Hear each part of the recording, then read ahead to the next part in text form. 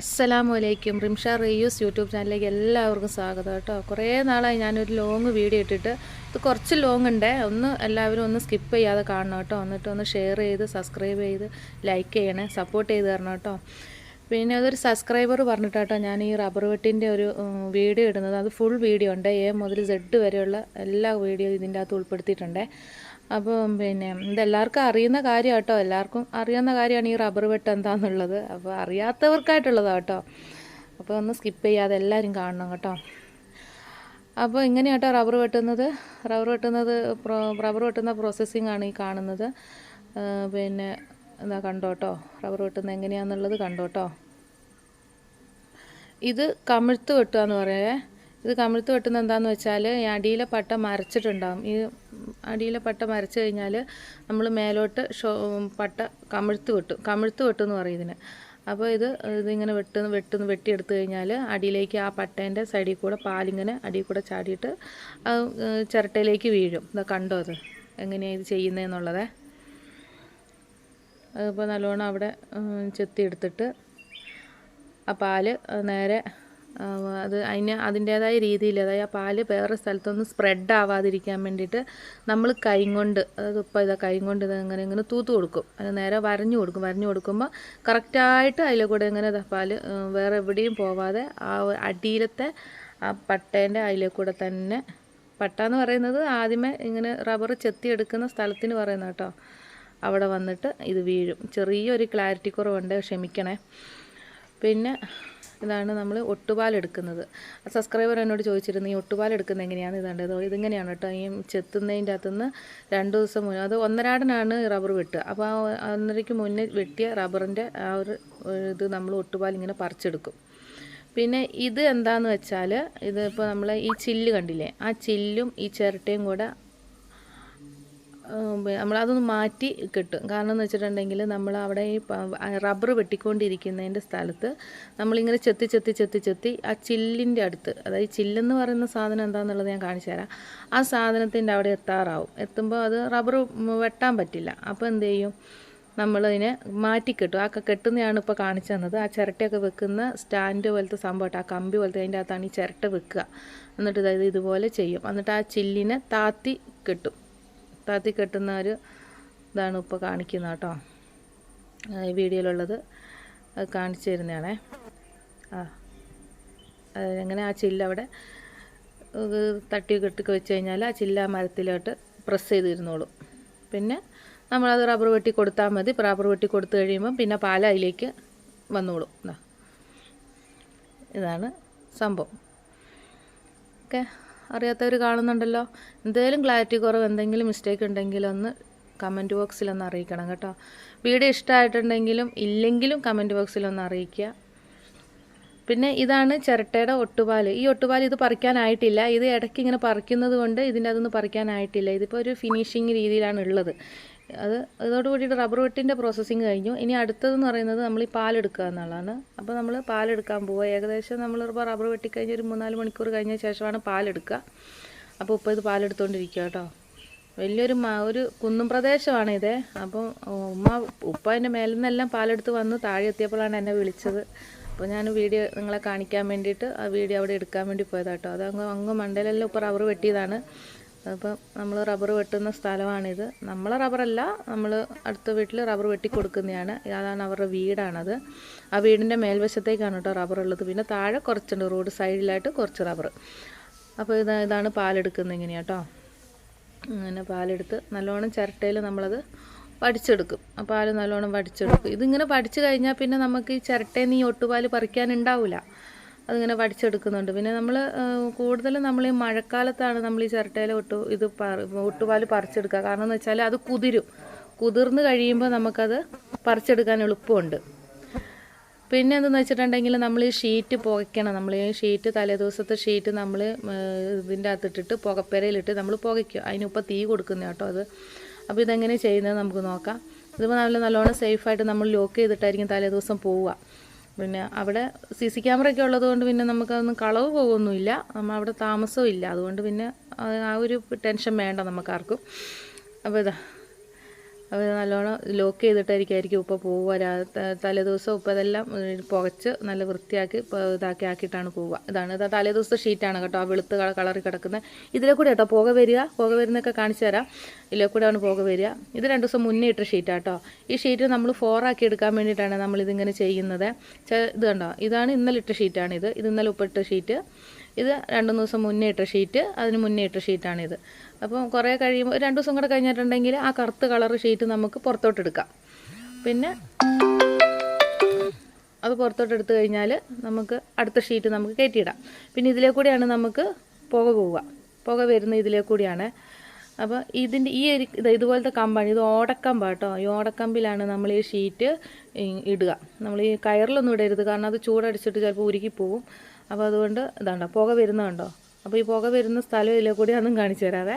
ഇത് വന്നിട്ട് നമ്മളത് നല്ലോണം സേഫ് ആക്കിയിട്ട് നമ്മളത് അടച്ചു വെക്കും. നമ്മൾ വാതിലും കൊണ്ട് അടച്ച് നല്ലോണം പൂട്ടി അതിനെ നമ്മളവിടെ സേഫാക്കി വെക്കും. അത് കഴിഞ്ഞിട്ട് നമ്മൾ എന്ത് ചെയ്യും, പുകയിടുന്ന സ്ഥലമാണ്. അതിൻ്റെ ബേക്ക് വശത്തെ അടിഭാഗത്തായിട്ടാണ് നമ്മൾ ഈ പുകയിട്ട് കൊടുക്കുക. പുകയിട്ട് കൊടുക്കുന്നത് ഇങ്ങനെയാണ് കേട്ടോ. ആദ്യം നല്ലോണം തീ പിടിപ്പിക്കണം. തീ നല്ലോണം കത്തിച്ച് പിടിപ്പിക്കുക. അതിൻ്റെ അകത്ത് വിറക് വെക്കാം, പിന്നെ തൊണ്ട് വെക്കാം, തേങ്ങേൻ്റെ തൊണ്ട് വെക്കാം. എന്തെങ്കിലും വിറക് ഇങ്ങനെ വെച്ച് നമ്മളത് നല്ലോണം സേഫായിട്ട് അടച്ച് വെച്ച് കഴിഞ്ഞാൽ എല്ലാവരും വിചാരിക്കും ഇതിൻ്റെ അകത്ത് തീ ഉണ്ടാവുമെന്ന്. പക്ഷെ തീയല്ല, ഇത് പുകയും ഇരുന്നിട്ട് ഈ വിറക് ഇങ്ങനെ ഇരുന്ന് ഈ പുകയുന്നതാണ് ഈ കാണുന്നത് കണ്ടോ. ഇത് ഇങ്ങനെ ഇരുന്ന് പുകഞ്ഞോളും. അപ്പോൾ പണ്ടൊക്കെ എന്ന് വെച്ചിട്ടുണ്ടെങ്കിൽ നമ്മളെന്താ ചെയ്യുക, പിന്നെ ചിമ്മിണിയിലാണ് ചെയ്യുന്നത്. അടുക്കളയിൽ ചിമ്മിണിയിൽ. ഇപ്പം അങ്ങനെ ചിമ്മിണിയിൽ ചെയ്യൽ കുറവാണ്. ഇപ്പം ഇങ്ങനെയാണ് ചെയ്യാറ്. പിന്നെ ഇതാണ് മിഷ്യൻ വരയിലോട്ട് പോവാം നമുക്ക്. മിഷ്യൻ വരയിൽ പോയി കഴിഞ്ഞാൽ നമ്മൾ ആ എടുത്ത് വെച്ച പാലില്ലേ, ആ പാലാണ് ഇപ്പോൾ ഒഴിക്കാൻ വേണ്ടി പോവാണ്. അതിനുള്ള ഷീറ്റാക്കാൻ കേട്ടോ. അതിപ്പോൾ അരിച്ചെടുക്കുകയാണ്. ഈ അരിച്ചെടുക്കുന്നത് എന്താണെന്ന് വെച്ചാൽ ഷീറ്റ് 4 ആയി പോകാൻ, അതായത് ഫസ്റ്റ് ഗ്രേഡിൽ പോകാൻ വേണ്ടിയിട്ടാണ് ഈ നമ്മൾ അരിച്ചെടുക്കുന്നത്. അരിച്ചെടുത്ത് കഴിഞ്ഞാൽ നമുക്ക് ഷീറ്റിൽ ഈ കരടുകളോ കമ്പുകളോ ഒന്നും ഉണ്ടാവില്ല. അപ്പം നമുക്കത് കറക്റ്റായിട്ട് നമുക്ക് ഉണങ്ങാനും പറ്റും. ഷീറ്റ് അടിച്ചാൽ ഒരു മുഴച്ചിരിക്കുന്ന ഒരു ഇതൊന്നും ഉണ്ടാവില്ല, നല്ല ഫിനിഷിംഗ് ആയിട്ടുണ്ടാവും. അതിനാണ് ഉപ്പ നല്ലോണം അരിപ്പ പാത്രത്തിൽ നല്ലോണം അരിച്ചെടുക്കുമ്പോൾ പിന്നെ ഉള്ള വേസ്റ്റുകളെല്ലാം നമുക്ക് അരിപ്പയിൽ ഇങ്ങനെ തടഞ്ഞു നിന്നോളും. അപ്പോൾ അത് നല്ല ഫുൾ പാലും ആ ക്യാനിലേക്ക് അരിച്ചെടുക്കുകയാണ്. ആ ക്യാനിലേക്ക് അരിച്ച് കഴിഞ്ഞാൽ പിന്നെ ഉപ്പ് അതിൻ്റെ അകത്തിട്ടിട്ട് ആ പാലിൻ്റെ ആ ഇതെല്ലാം കൂടെ കൂടിയിട്ട് ഒരു പ്രസ് ചെയ്ത് കഴിയുമ്പോൾ അതൊരു ഒട്ടുപാൽ പോലെയാവും. പിന്നെ അത് ഉണങ്ങി കഴിയുമ്പോൾ നമുക്കത് വിൽക്കാം, അത്രേ ഉള്ളൂ. അങ്ങനെ നല്ലോണം പ്രസ് ചെയ്തിടും കേട്ടോ ഉപ്പ. ഇപ്പോൾ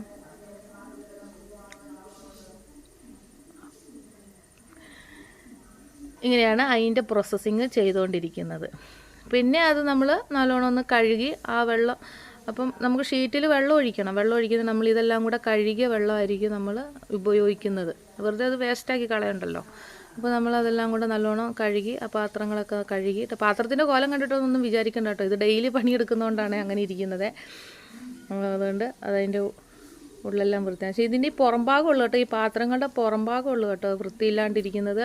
അതിൻ്റെ ഉൾഭാഗമൊക്കെ നല്ല ഫിനിഷിംഗ് ആണ് കേട്ടോ. കണ്ട ആ അരിപ്പേൻ്റെ ആ ഉള്ളിൽ കുറച്ച് ഫിനിഷിംഗ് ഉണ്ട്. പക്ഷേ അതിൻ്റെ സൈഡ് ഭാഗമൊക്കെ കറുത്തായിരിക്കുന്നത്. അതുകൊണ്ട് ആരും ഇത് ഒന്നും വിചാരിക്കുകയൊന്നും വേണ്ട. കണ്ട ഡിഷായാലും ഉൾഭാഗമൊക്കെ നല്ല വൃത്തിയായിരിക്കും കേട്ടോ. അതിൽ നമ്മളിത് ഇനിയിപ്പോൾ അതിൻ്റെ ബാക്കി കാര്യങ്ങൾ ചെയ്യാൻ വേണ്ടി പോവുകയാണേ. അപ്പോൾ എല്ലാവർക്കും ഈ വീഡിയോ ഇഷ്ടപ്പെട്ടെങ്കിൽ ഒന്ന് ഷെയർ ചെയ്യണേ, ഒന്ന് സബ്സ്ക്രൈബ് ചെയ്യാത്തവരെല്ലാവരും ഒന്ന് സബ്സ്ക്രൈബ് ചെയ്യണം, കമൻറ്റ് ചെയ്യണം. ഇച്ചിരി ലോങ് വീഡിയോ ആണ്, ഒന്ന് നിങ്ങൾ സ്കിപ്പ് ചെയ്യാതെ കാണുകയും വേണം കേട്ടോ. പിന്നെ ഇത് ഡിഷ് കഴുകുന്നതാണ്.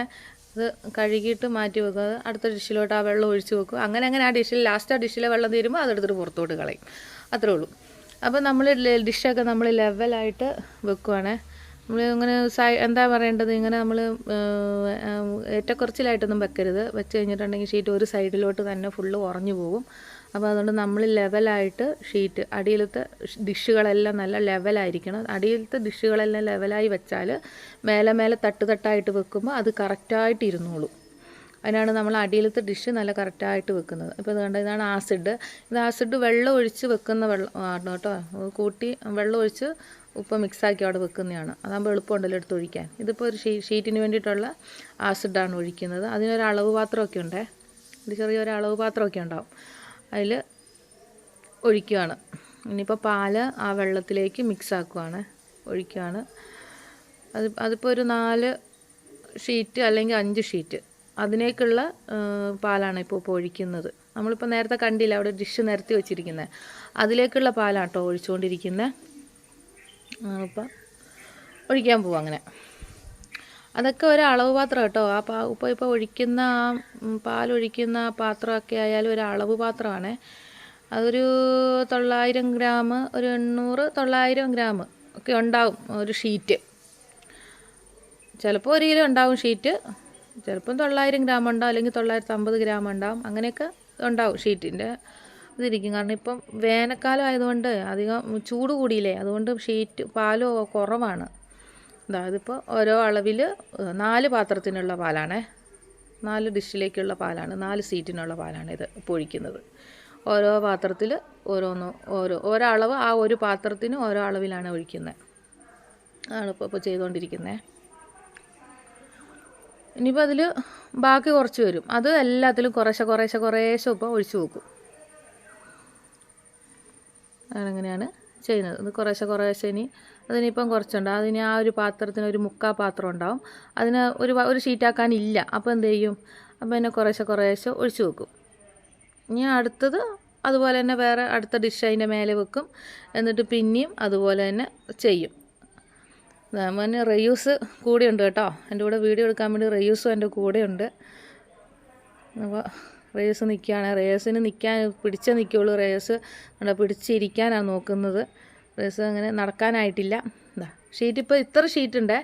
ഇതിപ്പോൾ ഒരു വീഡിയോയ്ക്ക് വേണ്ടിയിട്ട് ഇപ്പോൾ വേഗം എന്നോട് പറഞ്ഞു, കുഞ്ഞിനെയും കൊണ്ട് വന്നതല്ലേ, അപ്പോൾ എന്നോട് പറഞ്ഞു ഞാൻ ഒരു ഷീറ്റ് അടിച്ച് കാണിച്ചു തരാമെന്ന് പറഞ്ഞു. ഇതിപ്പോൾ ആയി വരുന്നതേ ഉള്ളൂ, ഉറഞ്ഞു വരുന്നതേ ഉള്ളൂ. അപ്പോൾ ആദ്യം എടുത്ത ഷീറ്റ് ഓക്കെ ആയിട്ടുണ്ട്. അപ്പോൾ ഇപ്പോൾ പറഞ്ഞു ആ ഷീറ്റ് ഞാൻ അടിച്ച് കാണിച്ചു തരാം എന്ന് പറഞ്ഞുകൊണ്ട് അപ്പോൾ ഇപ്പോൾ അത് ഒരു ഷീറ്റ് എന്നെ അടിച്ച് തരുവാണ്, അടിക്കാൻ വേണ്ടിയിട്ട് എടുക്കുന്നുണ്ട്. അത് ഇത്ര ഷീറ്റ് ഉണ്ട്, അതങ്ങനെ വെച്ചിട്ടുണ്ട്. എത്ര ഷീറ്റ് ഉണ്ട് സത്യം പറഞ്ഞാൽ ഞാൻ എണ്ണി നോക്കിയില്ല. അതാ ഒരു ഷീറ്റ് എടുത്തിട്ട് ഉപ്പ് അടിച്ചു തരാം. ആദ്യമേ ഈ ഒരു പ്രസ്സിലാട്ടോ ഇട്ട് കൊടുക്കുന്ന, ഈ മിഷീൻ്റെ അകത്താണ് ചെയ്ത് കൊടുക്കുന്നത്. അതിനെ നമ്മൾ കറക്റ്റാക്കി വെക്കുക. ഇതെങ്കിലും ചെയ്യുന്നത് എങ്ങനെയാണെന്ന് എനിക്കറിയത്തില്ല. ഇങ്ങനെ കറക്റ്റാക്കി വെക്കുന്നതിന് എന്താ പറയുന്നതെന്ന് എനിക്കറിയില്ല. ഇതാ ഇങ്ങനെ കറക്റ്റായിട്ട് വെക്കുക. ഒരു വീതിയിൽ ഷീറ്റ് വെക്കുക. ഇനി എന്നിട്ട് ഒരു നീളവും കൂടെ വെക്കുക. അപ്പോൾ കുറച്ചും കൂടെ പ്രസ്സാവാൻ വേണ്ടിയിട്ട് അതിനൊന്നും കൂടെ കറക്കിയിട്ട് താഴെ വെക്കുക. അപ്പം കുറച്ചും കൂടെ കട്ടി കുറയും. അതിനാണ് അത് കറക്കി വെക്കുന്നത്. അതിന് നമ്മളിതാ ഇങ്ങനെ ചെയ്ത് വെക്കും. അപ്പോൾ ഒരു വീതിയും ഒരു നീളമാണ് ഉപ്പ എടുക്കാറ്. അപ്പോൾ കറക്റ്റായിരിക്കും കേട്ടോ. പുകപ്പരയിൽ ഇടാനായാലും ഷീറ്റ് അടുക്കി എല്ലാം ഒരുപോലെ ആകാനും ഇതൊരു കണക്കാണ്. ഇനിയിപ്പോൾ അത് നമ്മൾ പ്രസ് ചെയ്യും. ഒരു പ്രസ് വരാൻ വേണ്ടിയിട്ട് അതിന് നമ്മളത് കറക്റ്റായിട്ട് ടൈറ്റാക്കിയിട്ട് നമ്മളതിലേക്ക് ഷീറ്റ് നീളത്തിൽ വെച്ച് കൊടുക്കും. അതാണിപ്പം ചെയ്തുകൊണ്ടിരിക്കുന്നത്. കുറച്ച് ടൈറ്റായി കഴിഞ്ഞിട്ടുണ്ടെങ്കിൽ ഇച്ചിരി ബുദ്ധിമുട്ടാണ് കറക്കാൻ. അതിപ്പോൾ കറക്കി എടുത്ത് കഴിയുമ്പോൾ കണ്ട അതിനൊരു പ്രസ്സായി, ഒരു സീല് പോലെ കണ്ടില്ലേ, ഒരു പ്രസ് പോലെ വന്നു. ഇനി അതിനെ കറക്റ്റായിട്ട് മടക്കി അങ്ങനെ അങ്ങ് കൊണ്ടിട്ട് നമ്മൾ അയൽ വിരിച്ചിടുക കേട്ടോ. അപ്പോൾ ഞാനും ഇത് ഒന്നെടുത്തിട്ട് ഞാൻ അയൽ വിരിച്ചിട്ടതാണ്. ഇങ്ങനെയാണ് അയൽ വിരിച്ചത്. ഇനിയിപ്പോൾ നാളെ എടുത്തിട്ട് ഇനി പുകപ്പരയിലോട്ട് കയറ്റും.